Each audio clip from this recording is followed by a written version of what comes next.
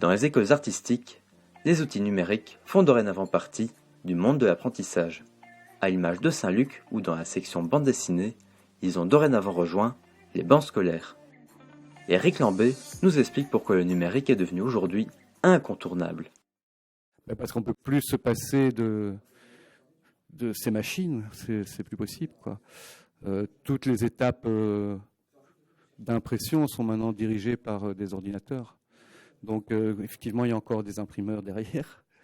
Mais par exemple, tout ce qui a changé, moi à l'époque, quand je suis sorti de 88, l'ordinateur ne faisait pas encore partie du monde de l'édition, ne faisait pas partie du monde de la création non plus, à part dans quelques domaines artistiques pointus d'art contemporain.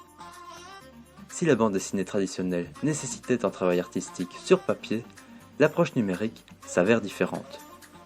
C'est une tablette, je sais pas, en plastique ou en je sais pas quoi, en fait numérique, et on a un stylet puis on dessine dessus, donc c'est comme si c'était une feuille, sauf que le dessin apparaît sur l'écran, quoi. On peut être beaucoup plus minutieux, parce qu'on peut zoomer comme on veut, on peut être beaucoup plus précis sur les expressions des personnages, on peut rattraper une erreur aussi, parce qu'on peut gober puis refaire comme on veut. On peut aussi faire des effets qu'on pourrait pas faire autrement, qu'on peut faire des éclats de lumière par exemple, qui font plus réaliste que si c'était de l'aquarelle où c'est beaucoup plus brusque. Mais malgré les avantages que propose le dessin sur tablette graphique, le dessin à l'ancienne reste omniprésent à Saint-Luc, tant pour l'apprentissage que dans l'appréciation des étudiants. Nous à l'école, on développe quand même beaucoup la bande dessinée faite à la main, pour des tas de raisons, parce que je pense que l'apprentissage manuel des choses permet plus facilement après être efficace avec une machine. Alors moi, je préfère dessiner sur une table de dessin, sur mon bureau ou mon carnet de croquis ou quoi. C'est vraiment une question de préférence personnelle. Moi, j'ai surtout fait comme ça, donc j'y arrive mieux, donc je préfère.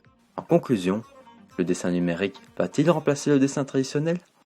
Non, je pense que c'est complémentaire en fait, et que c'est juste deux choses qui permettent d'arriver à un résultat totalement différent, mais qui peuvent être intéressantes toutes les deux, séparément ou ensemble, quoi. Mais c'est un peu comme la musique ça reste la musique en général, mais il y a plein de manières de la faire. Et le dessin c'est pareil, le dessin ça reste du dessin, mais il y a plein de manières d'en faire en fait. Je pense que ça va continuer à cohabiter, c'est un peu comme on a toujours prédit la fin du livre. Pour l'instant, le livre est toujours bien vivant, quoi. Et même les jeunes auteurs ici, ils ont quand même toujours cette envie de faire un livre sur papier, quoi. Alors qu'ils savent, ils connaissent les réseaux sociaux, ils savent qu'on peut parfois beaucoup plus diffuser par un Facebook que par un livre qui est fait, quoi. Donc un Facebook, si vous avez 2000 amis, il est censé avoir 2000 gens qui a vu votre travail. Quand vous publiez un livre et que vous le vendez à 2000, c'est quand même déjà pas mal à notre époque, quoi. Donc voilà, personne n'est dupe de ça, et pourtant on a quand même encore envie de faire des choses sur papier, quoi. On a envie d'avoir un objet, je crois. Je crois que l'absence d'objet, que tout soit virtuel, c'est quelque chose qui effraie encore tout le monde, quoi.